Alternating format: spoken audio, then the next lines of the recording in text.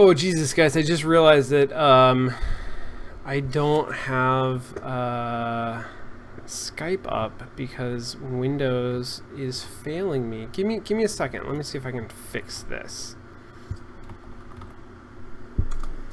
The answer is probably no. The answer is probably that Windows is never going to like me. We can't open Skype. You are already signed in on this computer. Please sign out and try again. I promise you, none of that is true. Skype, can you not... Oh, what is your deal? What is your deal, program? All right, so we're gonna do this old school where I'm gonna like go through the chat. So I'm probably gonna miss some questions. Sorry, guys. All right, let's do this though. Hi. Thanks everybody for this felt like a really I'm out of sorts, I guess. I think it's just a busy week coming off of GDC. I'm not quite like back. So thanks for bearing with me playing this game that really should take an hour, and I've been playing it for 3 and just barely finished a rushed game. So okay, all right, scrolling through chat, just looking for stuff. What did you think of the character design in this game? If you guys had questions that you asked earlier, maybe put them in the chat again so that I'll find them.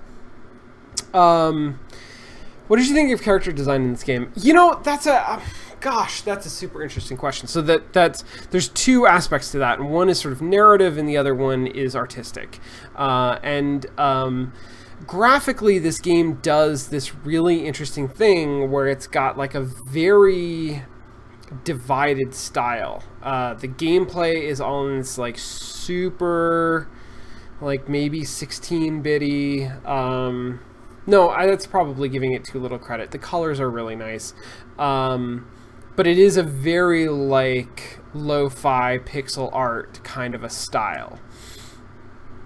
And then it's got these beautiful hand-illustrated pictures of all of the characters in dialogue that like swap around and in like profiles. And actually the character select screen I thought was really super interesting, and I was definitely like selecting characters based on a very high fidelity, interested, like very detailed, I guess, image of what that character looks like and what their expression is and their costuming. And I was actually a little disappointed to go from that to realize, I guess, in that scene that my character is actually going to be represented in a way that loses all of that beautiful detail. And I actually thought the pixel art looked good. Like it was a very pretty game, and it flowed very well, and I liked it. And actually, once I got into the game, I became much more used to that disparity. But it was a little bit of a shock to go from like, oh god, this character is so beautiful and so beautifully rendered. I mean, that is all. I think diminishing the pixel art too much, because the pixel art was also beautiful, but there's just much less character there. Narratively, oh, that's tough. So, okay, let's talk about world building for a second.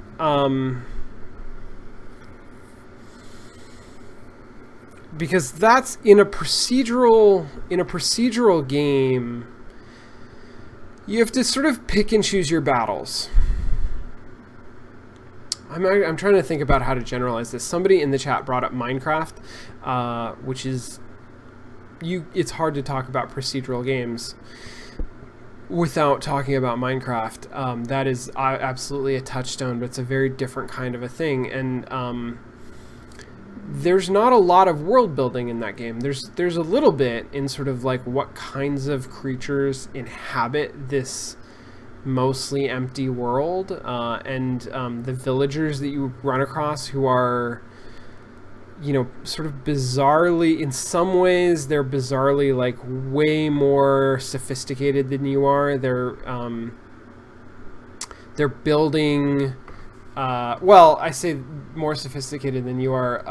I'm sure that, you know, a lot of people put a lot of effort into building things that are small and tight and beautiful. But in my experience with Minecraft, you're mostly building these sort of large, sprawling things that are very constructed, but they're not sort of constructed in the same tight way that villagers have. Like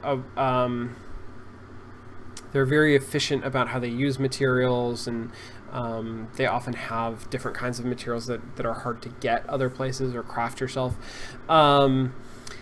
Anyway, like, so there's some implied world building, but it's hard to sort of say what the story of Minecraft is, which is why the Telltale game with the Minecraft property is so utterly bizarre to me.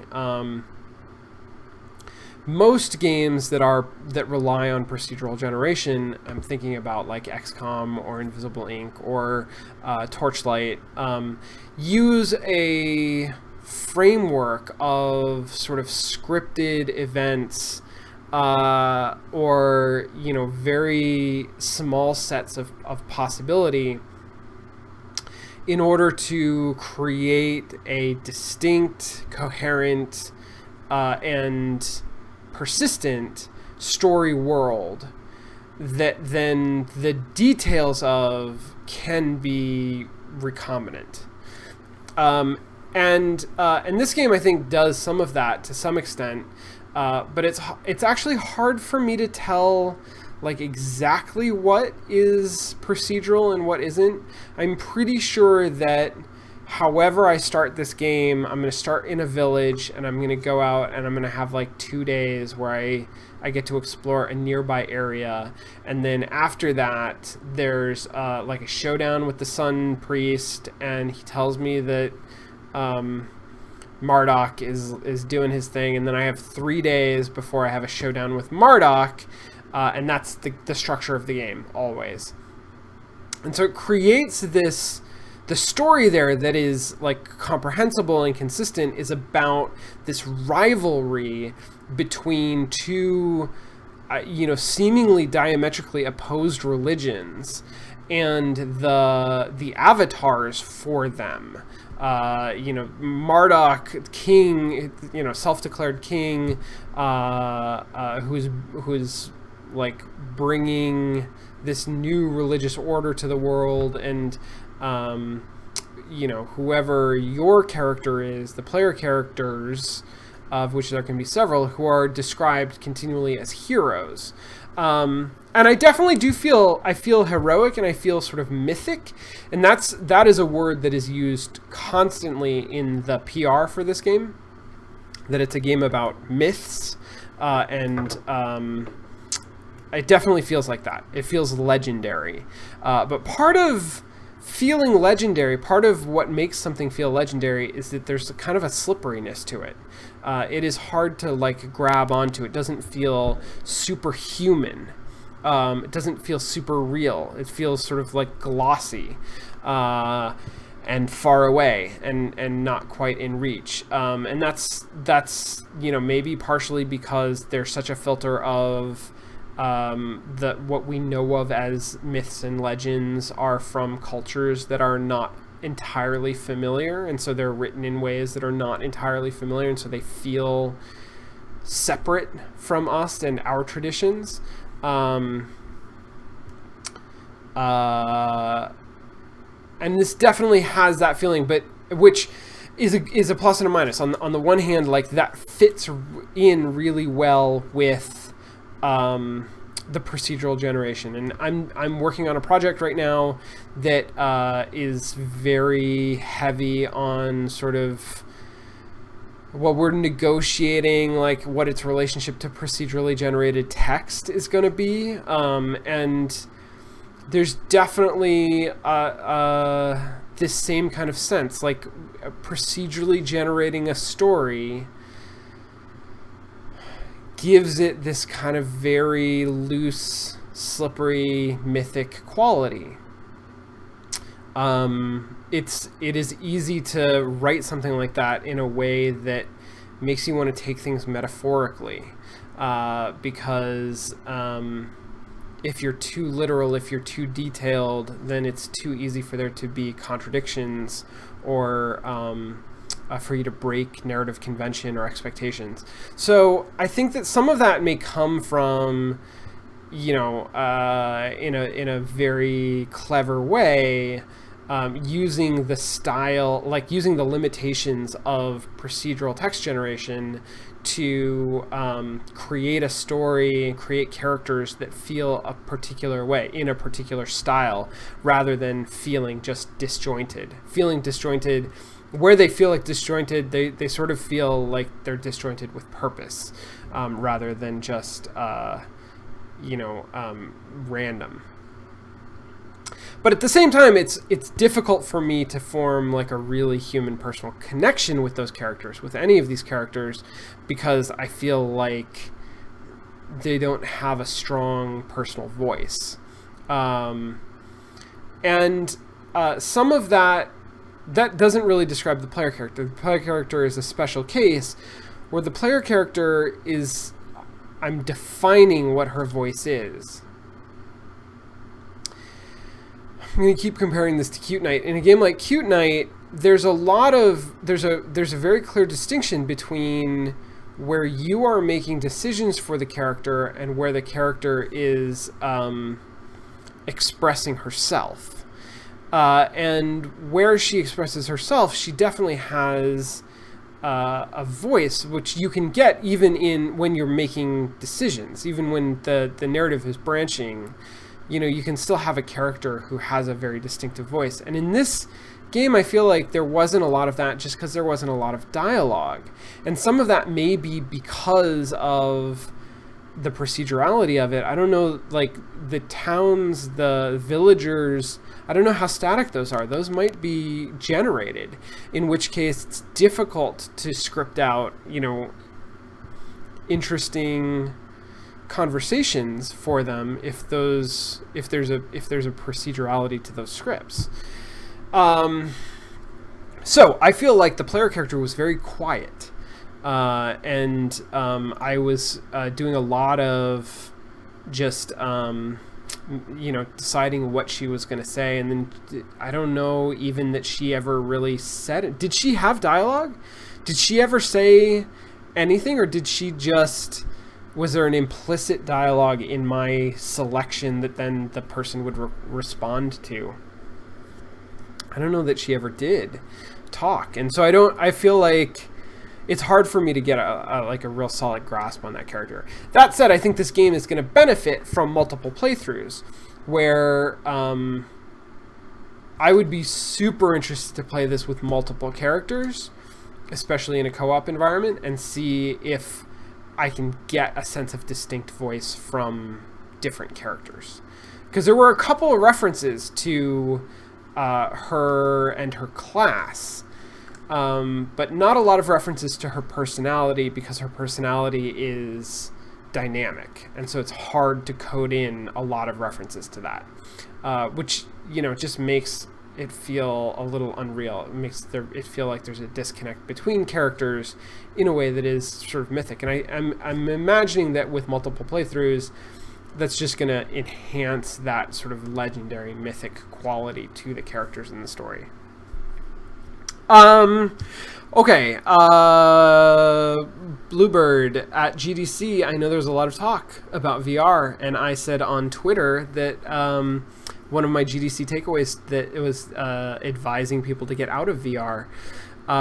What did you mean by that? And could you flesh out what makes you shy away from VR? As a non-game designer, I'm very excited by it, so I'm really curious to hear your perspective. So, okay, I started writing up a blog post about this, and then the only time that I had was on the plane and didn't get through it. So, here's my perspective. It's not that VR isn't exciting.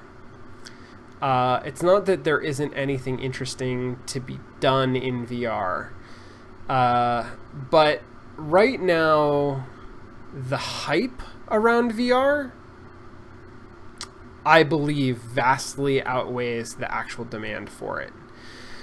And the way that I'm sort of coming to this conclusion is that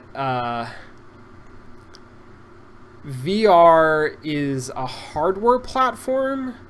It's a brand new hardware platform, and it is a hardware platform that, in general, in the way that it is being incarnated currently, and I'm looking basically at the Vive, the Morpheus, whatever the PlayStation thing is, and the Oculus Rift.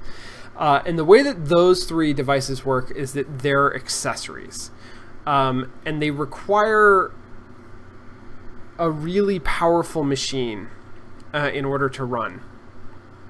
Of the three of them, the only one that seems like really practical to me is the Morpheus, is the PlayStation one, because I think the basically this is a market saturation problem in my mind. This is a not market saturation, market penetration. So of all of the consumers who could potentially buy into VR and support the industry and pay money to VR as an industry, how many of them are actually going to invest in VR hardware? I think that number is much, much lower than the speculation suggests. Speculation meaning like the amount of investment on the industry side is, there's a ton of investment right now, and that's what I'm getting from GDC. That's my takeaway from GDC, is that there is a ton of investment in VR right now. So that means that like there's three major hardware platforms. There are also a bunch of minor hardware platforms that are trying to compete with those three major hardware platforms. Obviously, none of those are going to win out, but they're going to try to siphon business away from the three major ones. And the three major ones are going to, split the potential audience between them to some degree or another. Even if PlayStation comes out as a clear leader, there's so much hype around Oculus, there's so much excitement around the Vive, that some of that potential VR audience is going to be taken by those platforms, but not enough to actually sustain those platforms. Not enough people are going to buy that hardware to make it profitable to produce software for that hardware. So there's an initial investment in software, like software is being produced, which is, better than like Kinect, where we just didn't have software, but only a little bit, because I'll get to the software. But software is being produced right now, but the hardware, the adoption rate, I think, is going to be so much lower than is being suggested by the investment in that space, that it's not going to make sense to continue to invest in software. And so a lot of the companies, a lot of the game devs that are right now employed as part of this bubble for the launch of these hardware platforms, where each of these hardware platforms wants to launch strong, wants to have a lot of software to back them up at launch, is going to see that sales aren't as strong as they thought they were going to be, or they need to be, and that money for software development is going to dry up. Because though the platforms aren't going to continue to pay for that. The platforms are like interested in a strong launch, but then their business model is to create a self-sustaining economy where other publishers or studios are willing to invest the resources required to develop software for that platform because they know there's going to be a return on investment. So all of the money that is currently going into that space, to devs especially, is going to dry up. And I think that that's because for most people, for everybody, buying one of these hardware platforms is a minimum $500 investment. That's the price of a new console. For most people, if you're not looking at the Sony, at the PlayStation, the Morpheus or whatever it is, then it's substantially more than that. It's like quite a lot more expensive than that. And that's a price point that is not easy to throw around. I mean, consoles are very successful now, but convincing your average consumer that they need to buy a second console, I think that's a tough sell. I think that's a really seriously tough sell. So I don't think adoption is going to be that big. And part of that is also driven by what I'm seeing in the software. So in the software, there's three things. There is some like really, really good stuff. There's some stuff that I'm really excited about. But it's a very small percentage of what is actually being developed. There's a lot of stuff that, to one degree or another, right? This is what is it? Sturgeon's law. 90% of any media, any creative output is just isn't going to cut it. It's not high quality.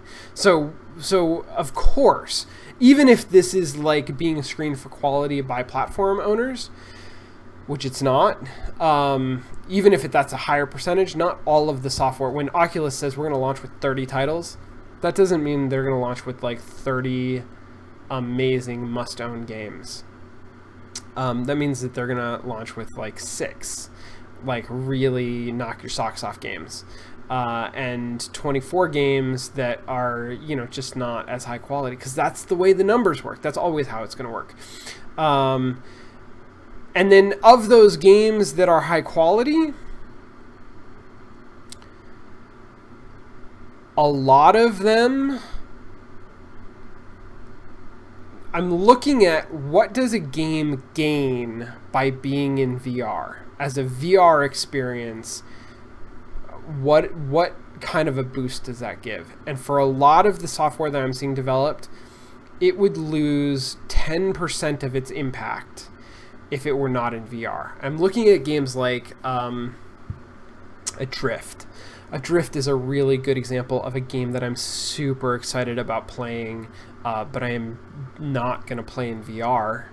I will 100% play that on a flat screen, and I'm really excited about it. And I can see how if somebody was like into VR in a way that I'm not, they would want to play it in VR. But the plus to that experience, like the edge that you get from playing that game in VR, is not groundbreaking. It's not a game that you can only play in VR. It's a game that it's a little bit better in VR. But it's not enough better that I need to buy a whole new console, which is what the industry is asking me to do in order to play that game in VR. Other thoughts on software? It's not a coincidence that most of the software that you see demoed is really short experiences. It's because we haven't figured out how to make long-form content work in VR. And part of that is physiological. Part of that is that for someone like me, spending 5 minutes in VR gives me a migraine. But for somebody, and there's a significant portion of the population for whom that is true. And that is a stumbling block that is pretty unacknowledged by the platform owners, because why would you acknowledge that, right? Like publicly, you have to project that your platform is going to succeed, or else you're shooting yourself in the foot. But that is going to be an issue. For the other 90% of people for whom that's not an issue, the longer you spend in VR, the more uncomfortable it becomes. And that's kind of the dirty little secret, is that VR, when it's good for short experiences, is not good for long experiences. And so it demos really well. I can do a VR experience that I'm like, whoa, that was so cool. I'm glad that I spent 5 minutes in that. But that's not going to sell me on the idea of buying another console that goes in my home so that I can do VR all the time. Similarly, a lot of the best VR experiences are not especially pleasant. A lot of the really cool VR experiences are like roller coasters or experiences where you're, standing on top of a tall building. And it is super cool. Like, you put on that helmet and you're like, whoa, I'm transported to another place and my body doesn't know what to do. And like, I look down and I feel like I'm up super high and it makes me sick to my stomach, and that's awesome. And it is awesome. Like, I love that. But I'm not going to buy that and put it in my living room, because I don't want to do that all the time. I'm not going to come home from work and to unwind, I'm going to like play the game that makes me stand on top of a skyscraper. Like that's not an experience. That's an experience that I want to have in a cordoned off space. So I think that there's a real future to VR in two places. In mobile, with things like the Gear VR and the Google Cardboard, because there are definitely experiences that you can only have in VR. And so I think that consumer level VR, there's absolutely, like, artistically, there's stuff to like, there's rich territory there. And we have not felt it out very well yet. We're just discovering it. That's very exciting. But people aren't going to pay $500 for it, and they're certainly not going to pay like, $1,500 for it. So a VR experience that they can get for like $50 and their smartphone that they already own, that's something that I think is like, that's real. That will happen. It's just not going to be, and maybe that'll even become pervasive. But that's not the industry that we're like building up right now. And then the other thing is like arcades, like Dave & Buster's, or festivals, like probably not Disney World, but carnivals maybe will have VR. I think that we might actually see a revitalization of arcades beyond the Dave & Buster's chain, which sort of don't exist anymore. I don't think it'll last forever, but I think there will be a window of time in which that is like seriously a thing, where you can go. Like, I would totally go and pay $6 to stand on top of a skyscraper in VR. I'm not going to pay $500 to have that in my living room.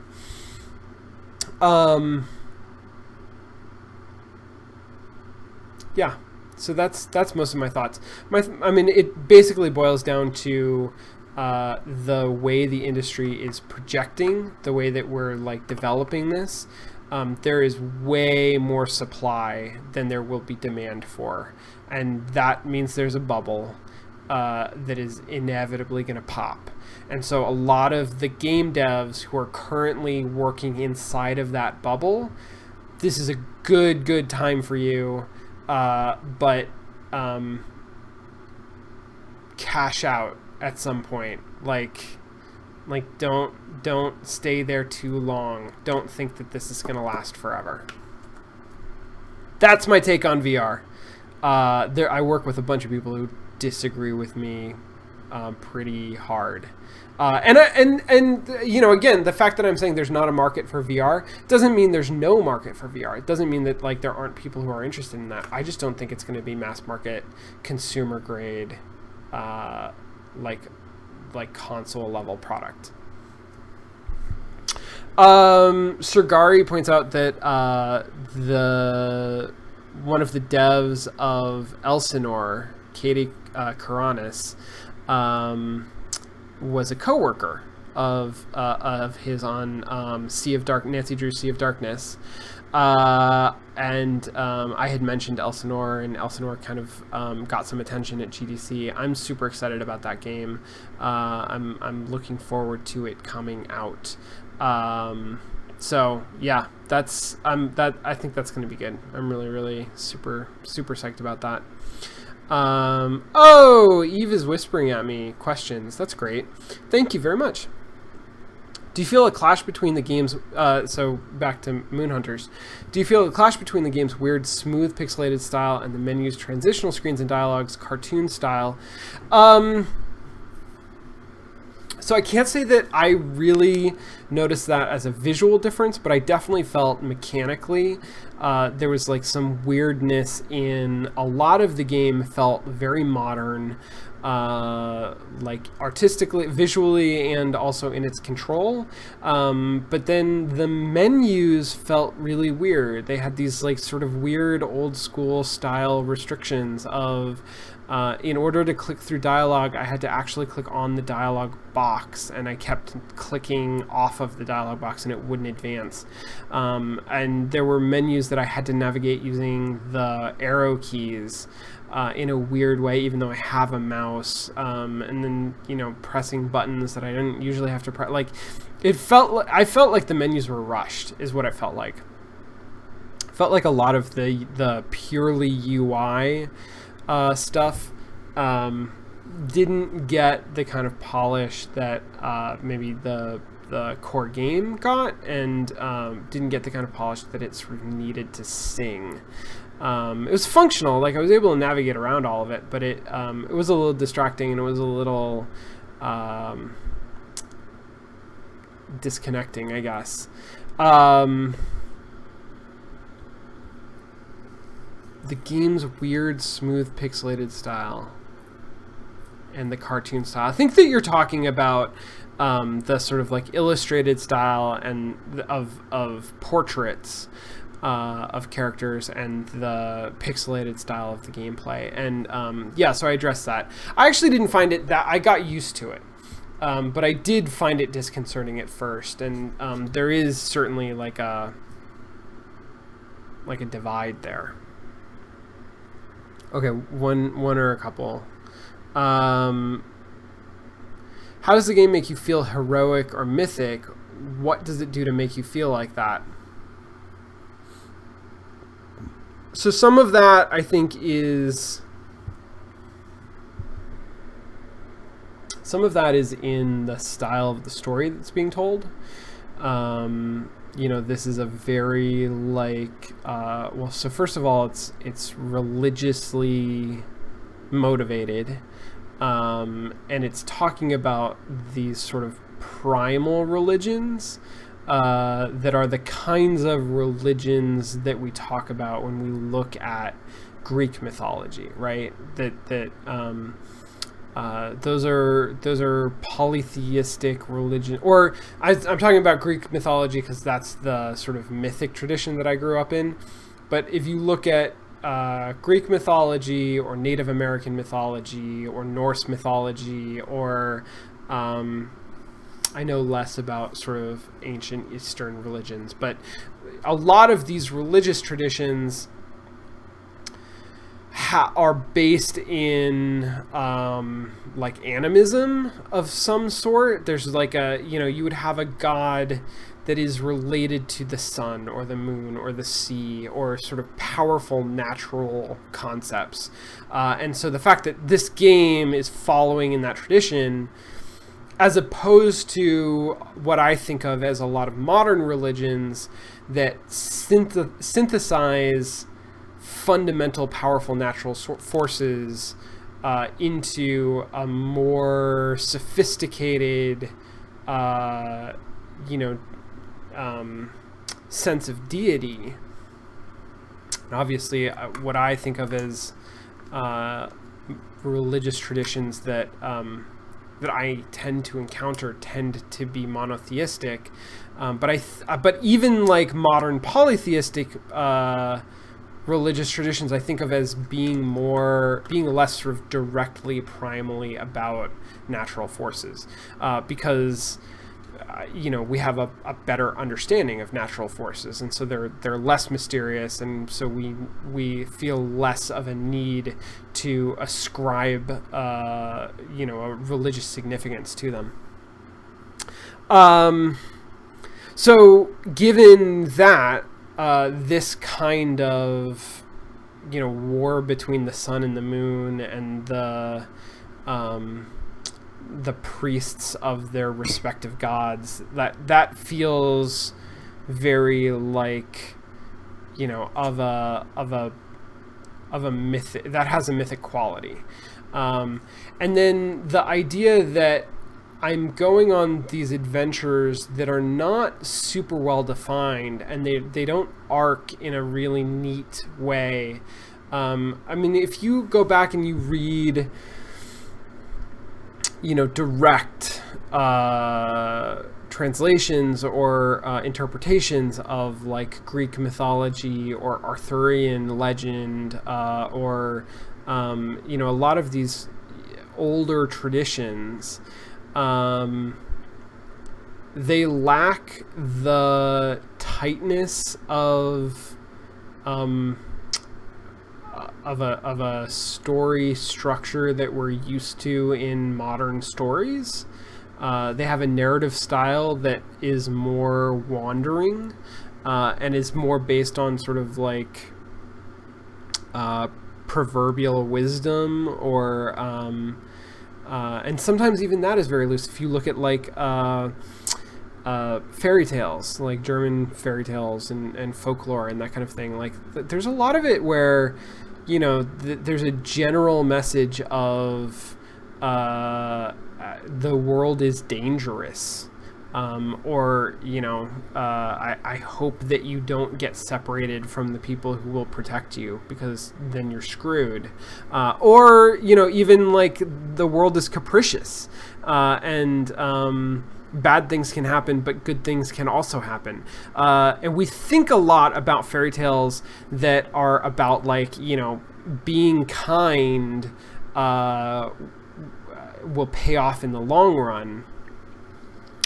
But I think that's because those are the stories that resonate with us, and or we transform stories so that they will resonate with us. But a lot of original fairy tales don't have that kind of like really clear messaging to them. They're like wandering, and like weird things happen for no apparent reason, and then the heroes sort of like come back from their journeys, and that's it. That's the end. And it's like it's weird.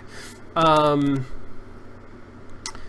this has that same kind of feel to it. There's a looseness to it, to each of these individual. I go out into the forest or the desert or whatever, and I'm gonna fight a boss, and I'm gonna like encounter a sun priest, and I'm gonna fight a bunch of monsters. And maybe some other things will happen, and maybe they feel like they have a payoff, but maybe they don't. Maybe they just sort of serve to like characterize me a little bit, or characterize somebody else, or the religion, or maybe I find a pile of opals for no real reason, and that's the sort of thing that like feels sloppy in modern writing, because it's not how we're used to structuring stories, but is really super common in mythic stories, and so if you give me enough of a framework to understand the story as mythic, and then you tell it in that way, which you can do because it's procedural, it actually lends itself to that, then it makes me feel even more like I buy into that idea that this is somehow legendary. This is of a kind with those kinds of myths.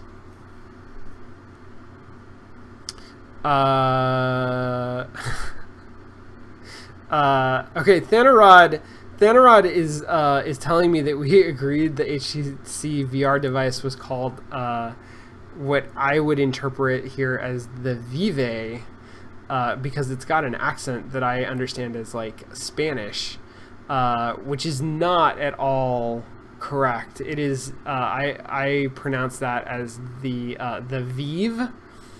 The HTC Vive is how I say it all the time. I believe it is called the Vive in a way that rhymes with five, although I would never look at that word and think Vive. It looks like Vive to me.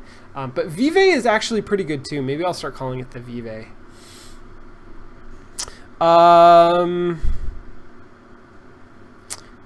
Okay.